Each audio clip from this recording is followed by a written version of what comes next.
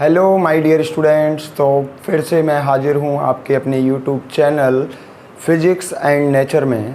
और आज हम अपने इस वीडियो में जो 12.5 से आगे के जो क्वेश्चंस थे जो रह गए थे पिछले वीडियो में, उनको सॉल्व करने वाले हैं।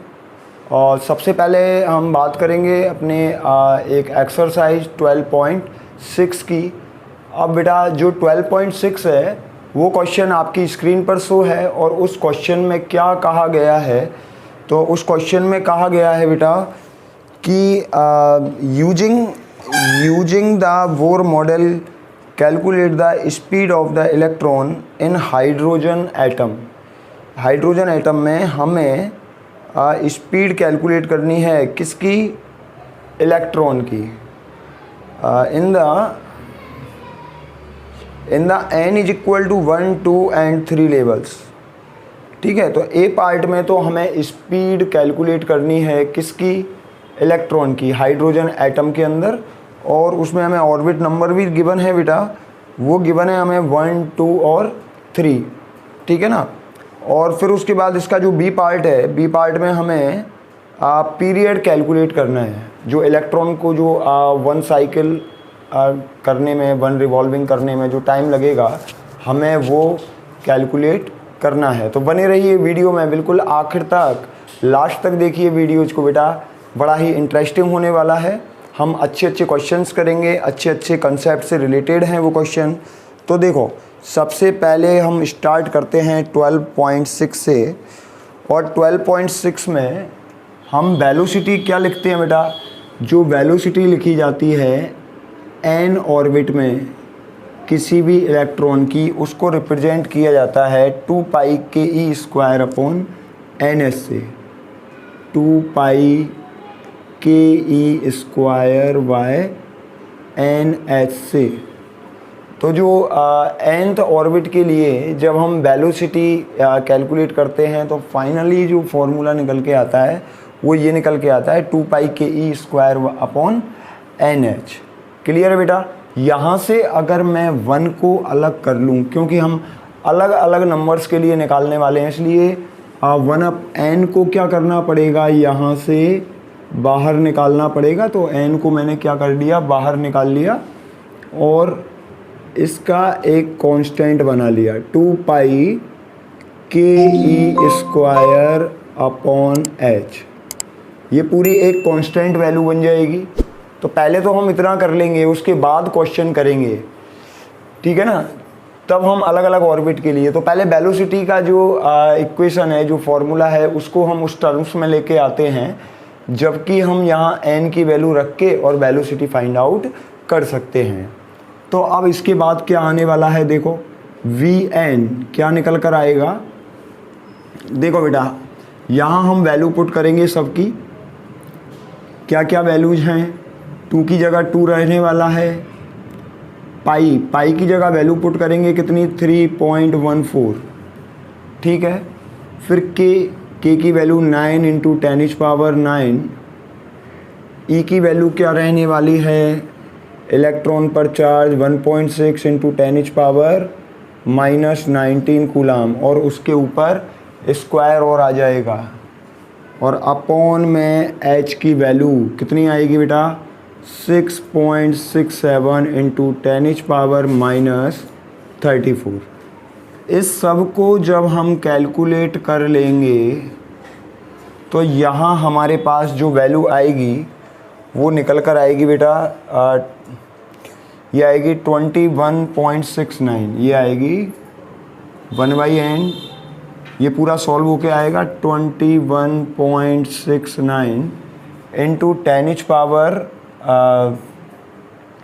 ये सॉल्व होके आएगा इंटू 10⁵, इंटू 10⁵। तो ये आ जाएगा सॉल्व होने के बाद वेलोसिटी nth ऑर्बिट में। इसको और थोड़ा ढंग से लिखें, Vn हम उसी फॉर्म में ला रहे हैं जिसमें हमें आंसर गिवन है। 12.6 का जो आंसर गिवन है उसी फॉर्म में लेकर आ रहे हैं।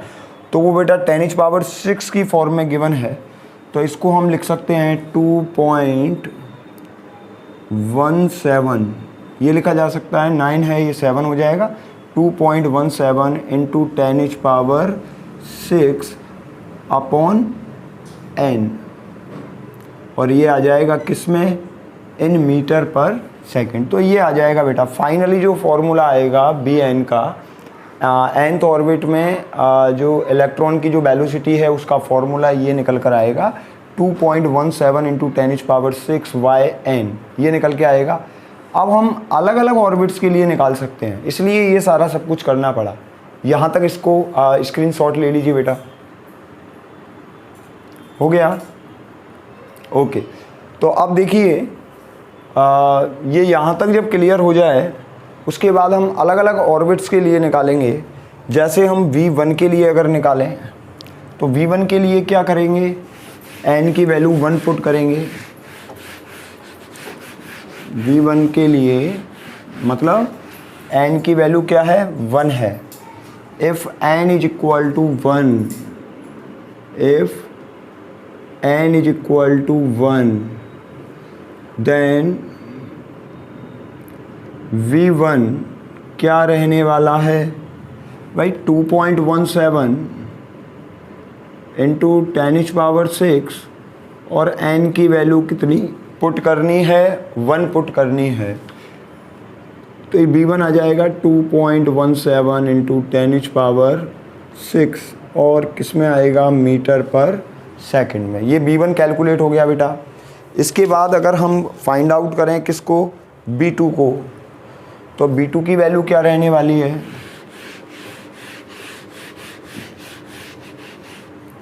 V2 की वैल्यू जब हम फाइंड आउट करेंगे तो यहाँ n की जगह हमें पुट करना होगा कितना, 2। तो यहाँ V2 निकलेगा कितना, 2.17 इंटू 10⁻6/2, जो भी आएगा वो यहाँ लिख देंगे। तो इसको जब सॉल्व करेंगे बेटा ये आने वाला है कितना, 1.08 इंटू 10⁻6 मीटर पर सेकंड, ये V2 की वैल्यू आ जाएगी बेटा। इसके बाद फिर हमें n इज इक्वल टू, ये n इज इक्वल टू 2 के लिए है, यहाँ ये जो निकाला है वो निकाला है हमने n इज इक्वल टू 2 के लिए। For n is equal to 3, for n is equal to 3 के लिए क्या होगा, 3 के लिए होगा ये V3 is equal to 2.17 into 10⁻6/3। इसको जब हम 3 से डिवाइड करेंगे तो ये आने वाला है बेटा 0.72 इंटू 10⁻6 मीटर पर सेकेंड। तो बेटा यहाँ तक स्क्रीनशॉट ले लीजिए। ये अपना इस क्वेश्चन का A पार्ट कंप्लीट हुआ। अब इसके बाद B पार्ट की बात करते हैं। तो B पार्ट के लिए हमें अलग अलग क्या निकालना है, टाइम पीरियड निकालना है इलेक्ट्रॉन का, जो रिवॉल्विंग एक 1 रिवॉल्यूशन का जो उसका टाइम है हमें वो फाइंड आउट करना है। तो हम जानते हैं कि एक रिवॉल्विंग जब कंप्लीट करता है इलेक्ट्रॉन तो कितनी डिस्टेंस ट्रैवल करता है, वो ट्रैवल करता है 2πr डिस्टेंस। और कितने वेलोसिटी से, तो वो अलग अलग ऑर्बिट के लिए अलग अलग वेलोसिटी होगा। 1 के लिए हम V1 कंसीडर करेंगे, 2 के लिए 2 ऑर्बिट के लिए, सेकंड ऑर्बिट के लिए V2 कंसीडर करेंगे और थर्ड ऑर्बिट के लिए हम V3 कंसीडर करेंगे। तो बेटा इसके B पार्ट पे चलते हैं। V पार्ट में क्या है, हमें टाइम पीरियड फाइंड आउट करना है। तो जैसे हमने वेलोसिटी निकाला था ना n के टर्म में फाइनली, ऐसे ही हम n के टर्म में ही क्या निकाल लेंगे, टाइम पीरियड निकाल लेंगे।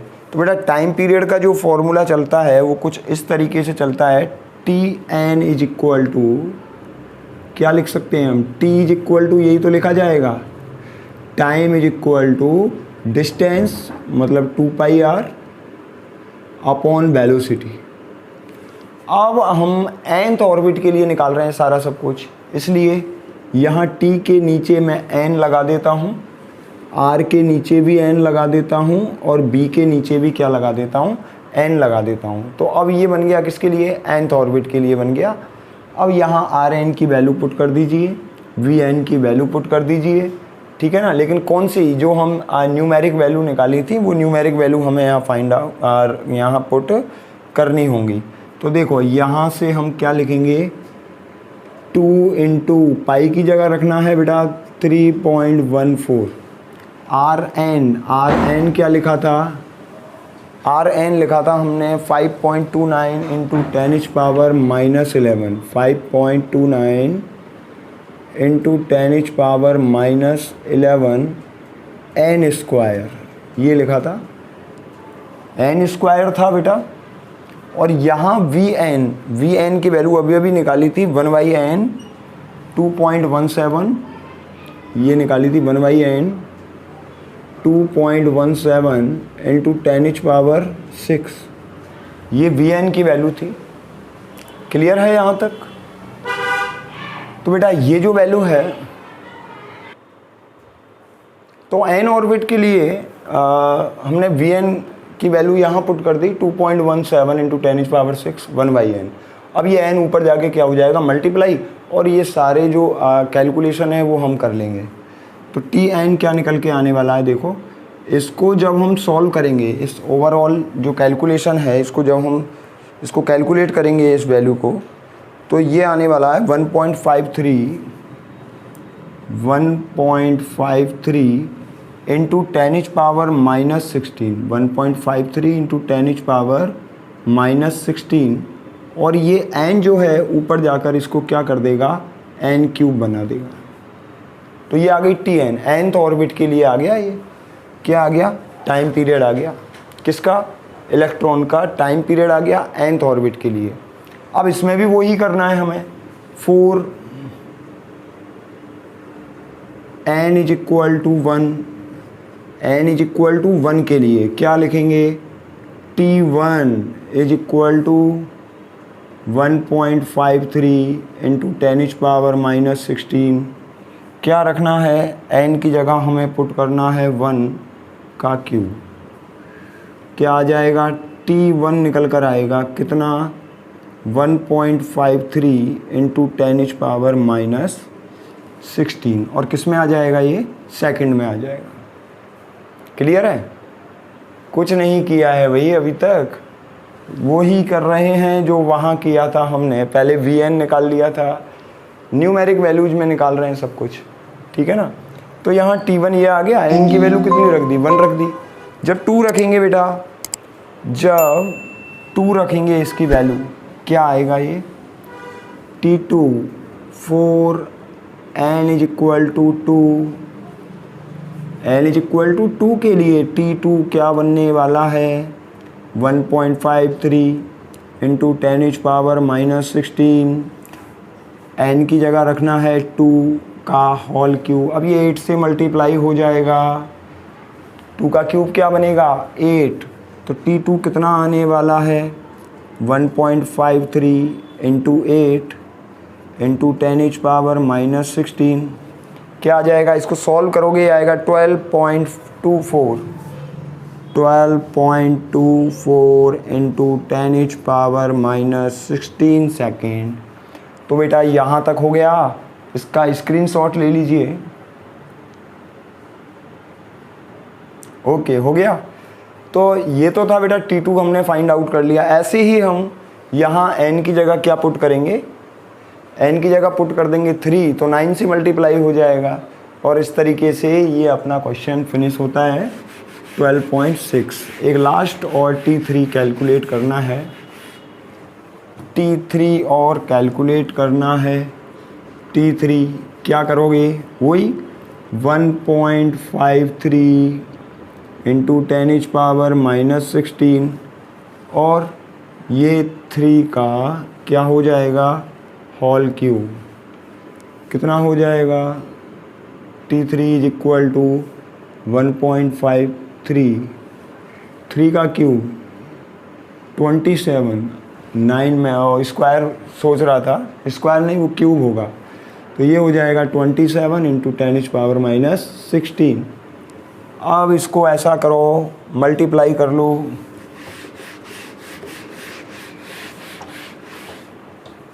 मल्टीप्लाई करो 27 से, तो ये आने वाला है बेटा 41.31 इंटू 10⁻⁻16 सेकेंड।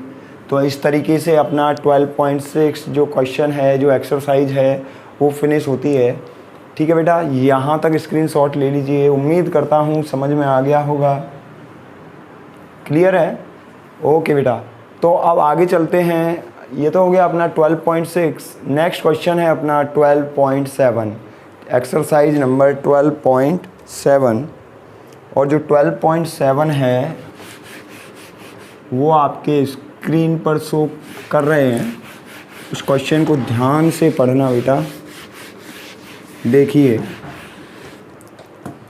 यहाँ तो हम करने वाले हैं 7।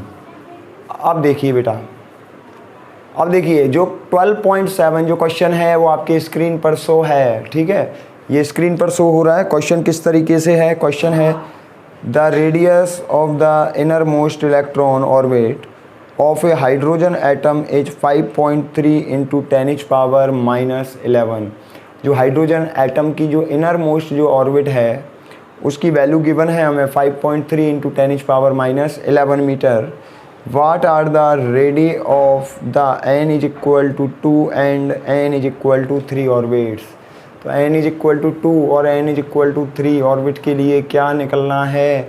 रेडियस हमें फाइंड आउट करना है। ओके बेटा, तो देखो हमें इनर मोस्ट रेडियस कितनी गिवन है? इनर मोस्ट रेडियस हमें गिवन है 5.3। ऐसे लिख सकते हैं इसको, 5.3 इंटू 10⁻⁻11। ये इनर मोस्ट रेडियस है। क्लियर है बेटा? ये इनर मोस्ट रेडियस है। और रेडियस को हम क्या लिखते हैं? रेडियस को क्या लिखा जाता है? रेडियस के लिए अभी अभी हमने फॉर्मूला लिखा था 5.3 इंटू 10⁻⁻11 n स्क्वायर। ये लिखते हैं ना Rn, since Rn is equal to 5.3 into 10⁻⁻11। 29 लिख रहे थे हम, उसको 3 कंसीडर कर लिया है, इंटू n स्क्वायर। ये है बेटा, तो ये n स्क्वायर आता है यहाँ। R1 के लिए ये हो गया, हमें 2 और 3 के लिए निकालना है। तो R2 क्या निकलेगा बताइए? So R2 is equal to 5.3 into 10⁻⁻11। n की जगह पुट करना है हमें 2। कितना आ जाएगा? ये आएगा 5.3 इंटू 10⁻⁻11 इंटू 4। मल्टीप्लाई करना है, कितना आने वाला है? इसको जब मल्टीप्लाई करोगे ये आएगा बेटा 21.2 इंटू 10⁻⁻11 मीटर। ये आने वाला है 21.2 इंटू 10⁻⁻11। ओके बेटा, यहाँ तक स्क्रीनशॉट ले लीजिए। हो गया। R3 और निकाल लेते हैं। 4 n इज इक्वल टू 3 लिख दीजिए बेटा। n की जगह क्या पुट करना है? 3। 5.3 इंटू 10⁻⁻11। n की जगह लिखना है हमें 3 का स्क्वायर 9 हो जाएगा। क्या होने वाला है? 5.3 इंटू 9 इंटू 10⁻⁻11 मीटर। जब इसको मल्टीप्लाई करेंगे ये आने वाला है 47.7। R3 आएगा बेटा 47.7 इंटू 10⁻⁻11 मीटर। स्क्रीनशॉट ले लीजिए। यहाँ तक ये अपना क्वेश्चन फिनिश हो जाता है। ठीक है बेटा, तो 12.7 यहाँ फिनिश होता है। इसके बाद हम बात करेंगे किसकी? क्वेश्चन नंबर 12.8 की बात कर। हाँ, तो बेटा अपना क्वेश्चन 12.8 स्क्रीन पर शो किया गया है, इसको ध्यान से पढ़िए। और क्वेश्चन कुछ इस तरीके से है कि a 12.5 electron beam is used to bombard gaseous hydrogen at room temperature. एक 12.5 इलेक्ट्रॉन वोल्ट का कोई इलेक्ट्रॉन है, उसकी बॉम्बार्डिंग की जाती है इस बीम की। ठीक है ना, हाइड्रोजन एटम पर what series of wavelength will be emitted. Question कह रहा है कि कौन सी सीरीज की वेवलेंथ यहाँ से इमिट होने वाली हैं। तो देखो बेटा, जो एनर्जी है इलेक्ट्रॉन की जो हम बॉम्बार्डिंग करा रहे हैं, वो एनर्जी कितनी है? वो एनर्जी है 12.5 इलेक्ट्रॉन वोल्ट। और इतनी जो एनर्जी है,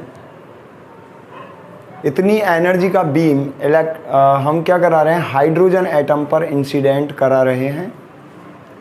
कितना? 12.5 इलेक्ट्रॉन वोल्ट का। हम जानते हैं कि हाइड्रोजन एटम में ग्राउंड स्टेट पर जो एनर्जी होती है उसकी वैल्यू क्या होती है? -13.6 इलेक्ट्रॉन वोल्ट। कितनी होती है? -13.6 इलेक्ट्रॉन वोल्ट। इसको यहाँ बना देता हूँ बेटा, यहाँ के बजाय। तो इस तरीके से ये मैं एनर्जी लेवल बना रहा हूँ हाइड्रोजन के लिए। तो ये मान लो E1 एनर्जी लेवल है, ग्राउंड लेवल है। इसकी एनर्जी होती है 13.6 इलेक्ट्रॉन वोल्ट। इसकी एनर्जी होती है कितनी? 13.6 इलेक्ट्रॉन वोल्ट। नेक्स्ट जो लेवल होता है वो होता है कितने पर? नेक्स्ट जो लेवल है वो होता है -3.4 पर। उसके बाद जो लेवल होता है वो होता है -1.51 पर, मतलब E3। ठीक है बेटा। और नेक्स्ट जो लेवल है वो होता है कहाँ? E4। वो होता है -0.85 इलेक्ट्रॉन वोल्ट पर। ये एनर्जी लेवल होते हैं। E1 होता है -13.6 इलेक्ट्रॉन वोल्ट, E2 होता है -3.4 इलेक्ट्रॉन वोल्ट, E3 होता है -1.51 इलेक्ट्रॉन वोल्ट और E4 एनर्जी लेवल होता है 0.85 इलेक्ट्रॉन वोल्ट पर। ये सब हम जानते हैं। जब हम बॉम्बार्डिंग कराते हैं कितने की, ये जो एनर्जी है, इस एनर्जी का कोई इलेक्ट्रॉन है उसकी बॉम्बार्डिंग करा रहे हैं। बॉम्बार्डिंग से क्या होगा? यहाँ इस ग्राउंड स्टेट पर जो इलेक्ट्रॉन होगा वो इलेक्ट्रॉन लगभग कहाँ ट्रांसमिट करेगा? ये बताइए भाई। इतना एनर्जी लेवल बढ़ जाएगा उसका 12.5। कितना बढ़ेगा? 12.5। 13.6 में ऐड कर दीजिए, कितना? 12.5। ये लो, कितना आ गया? ये आ गया 1.1 का माइनस का। तो ये लेवल कहाँ होगा? -1.1 पे। 1.1 कहीं यहाँ कहीं होने वाला है। ये लेवल 1.1 का है, लेकिन यहाँ इसकी पॉसिबिलिटी नहीं हो सकती इलेक्ट्रॉन की।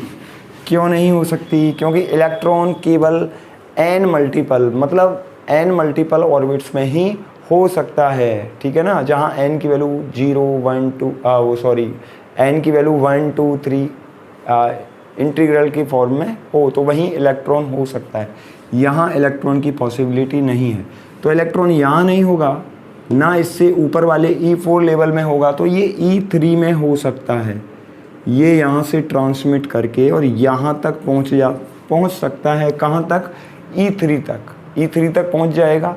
ये यहाँ कुछ देर तक रुकेगा, बस ज़्यादा देर नहीं रुकता है, कुछ टाइम तक रुकेगा। फिर ये यहाँ से ट्रांजिस्ट करेगा। कहाँ तक करेगा? या तो ये यहाँ से और ये आ जाएगा किस में? अपने ग्राउंड लेवल पर आ जाएगा दोबारा, या तो अपने ग्राउंड लेवल पर आ जाएगा। यहाँ नहीं आएगा तो ये यहाँ से जंप करेगा किस में? इसमें E3 से E2 में जंप करेगा। भाई ये जंप कहाँ कहाँ तक, कैसे कैसे जंप कर सकता है? ये जंप कर सकता है या तो ये E3 से E1 में जंप करेगा, ठीक है, या फिर ये जंप करेगा कहाँ से? यहाँ से यहाँ पे जंप करेगा, ये किस में? E2 में।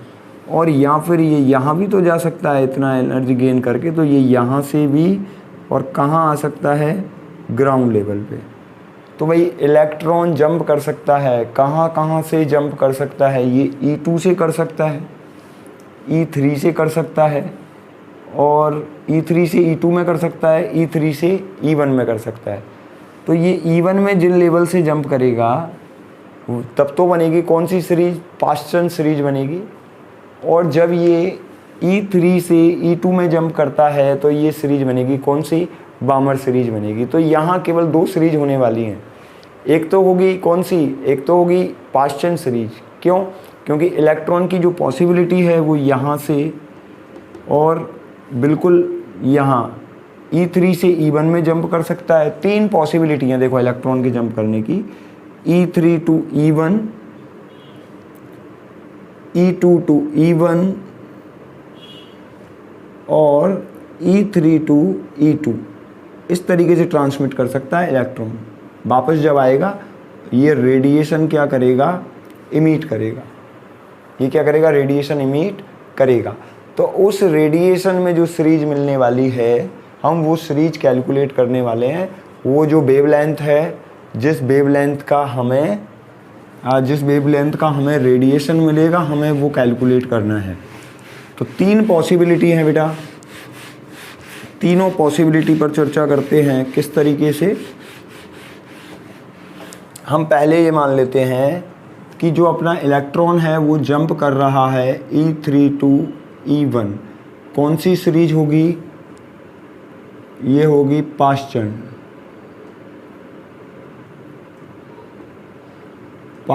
सीरीज।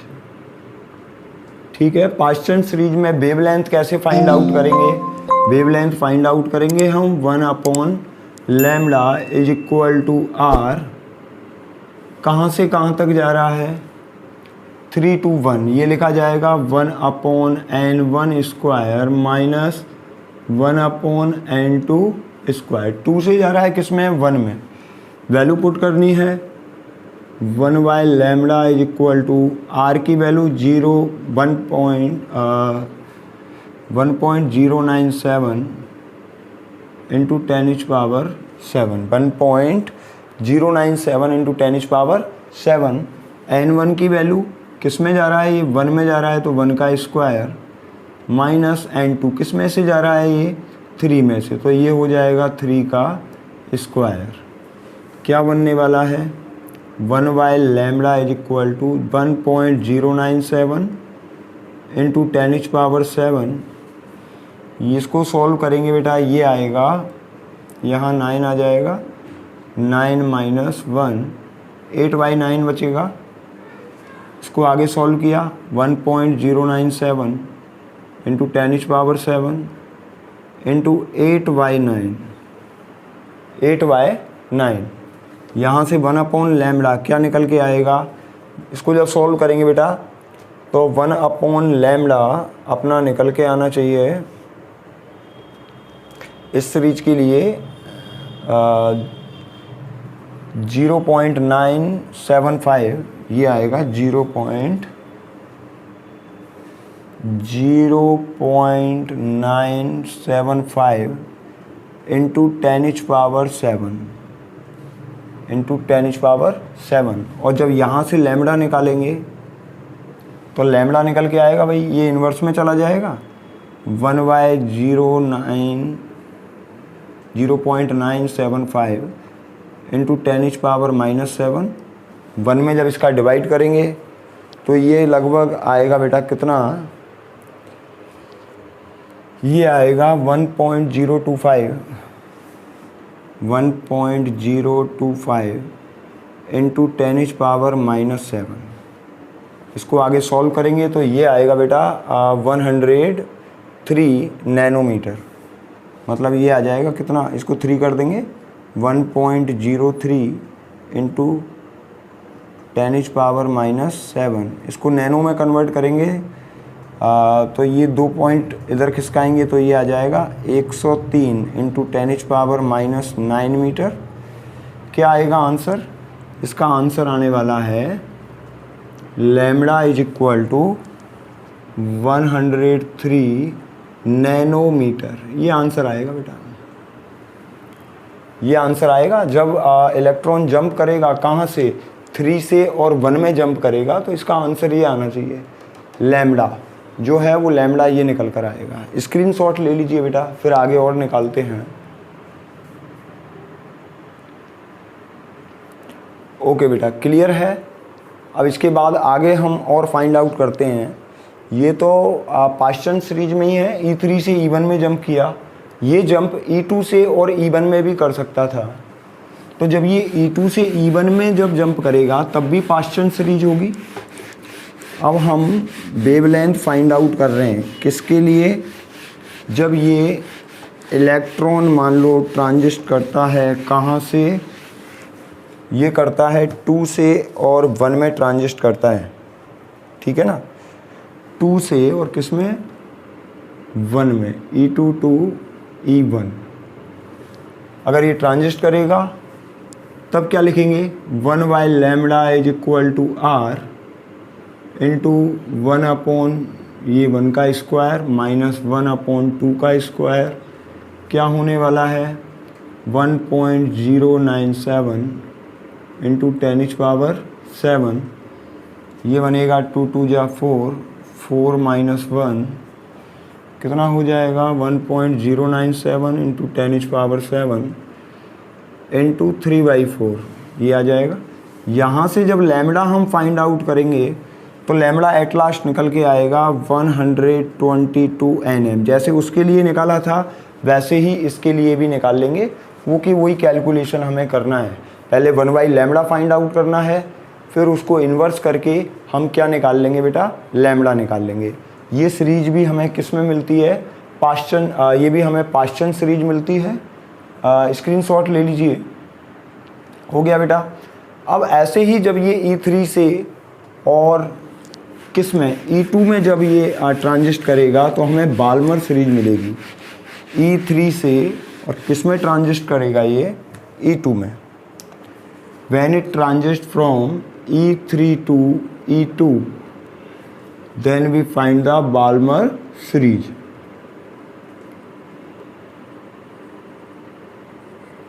तब हमें सीरीज मिलेगी कौन सी, बाल्मर सीरीज मिलेगी, बाल्मर सीरीज मिलेगी। इसके लिए भी ऐसे ही हम फाइंड आउट कर लेंगे। N1 की जगह रखना है 2 और N2 की जगह रखना है 3, वही निकलेगा बेटा 1/λ is equal to R 1 upon N1 square मतलब 2 है, माइनस और किससे आ रहा है 3 से, तो 3 का स्क्वायर, ये आएगा 1/λ इज इक्वल टू R, ये बनेगा 1/4 माइनस 1 अपॉन 9। R की वैल्यू पुट करनी है 1.097 इंटू 10⁻⁷, ये कितना आ जाएगा 36, 9 माइनस 4 कितना आ जाएगा बेटा 1/λ इज इक्वल टू 1.097 इंटू 10⁻⁷, ये आ जाएगा। ये बचेगा यहाँ से 5/36। जब सॉल्व करेंगे इसको ओवरऑल तो लैम्बडा निकल कर आने वाला है, डायरेक्ट लिख दूँ बेटा, लैम्बडा आएगा 656 नैनोमीटर। नियरेस्ट इतना आना चाहिए 656 नैनोमीटर। यही अपना क्वेश्चन नंबर 12.8 फिनिश होता है बेटा, स्क्रीनशॉट ले लीजिए। ओके, तो यहाँ अपना क्वेश्चन नंबर 12.8 फिनिश होता है। इसके बाद हम बात करेंगे किसकी, क्वेश्चन नंबर 12.9 की। तो बेटा नेक्स्ट जो अपना क्वेश्चन है 12.9 वो स्क्रीन पर शो है। उस क्वेश्चन को देखिए। 12.9 क्या कह रहा है, लास्ट क्वेश्चन है इस चैप्टर का, इस एक्सरसाइज का लास्ट क्वेश्चन होने वाला है ये 12.9। तो क्वेश्चन क्या कह रहा है, देखो बेटा क्वेश्चन हमसे कह रहा है 12.9 जैसा कि स्क्रीन पर शो किया गया है, स्क्रीन पर भी देखिए बेटा।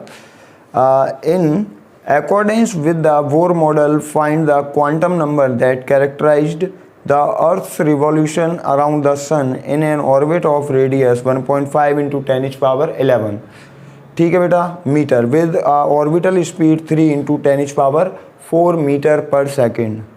मास of earth is 6.0 into 10⁻24 kilogram. हमें मास गिवन है, सब कुछ गिवन है, हमें ये फाइंड आउट करना है कि एक जो अपनी जो अर्थ है वो सन के अराउंड रिवॉल्विंग कर रही है और हमसे ये पूछा गया है कि वो जो अर्थ है वो जिस ऑर्बिट में रिवॉल्विंग कर रही है उस ऑर्बिट का नंबर क्या है, ठीक है ना। तो उसके लिए हम काम में लेने वाले हैं बोर पोस्टुलेट। कौन सा वाला Bohr postulate? Second postulate, Bohr's का second postulate.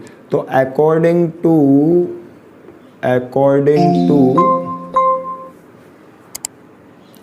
Bohr's second postulate, Bohr's second postulate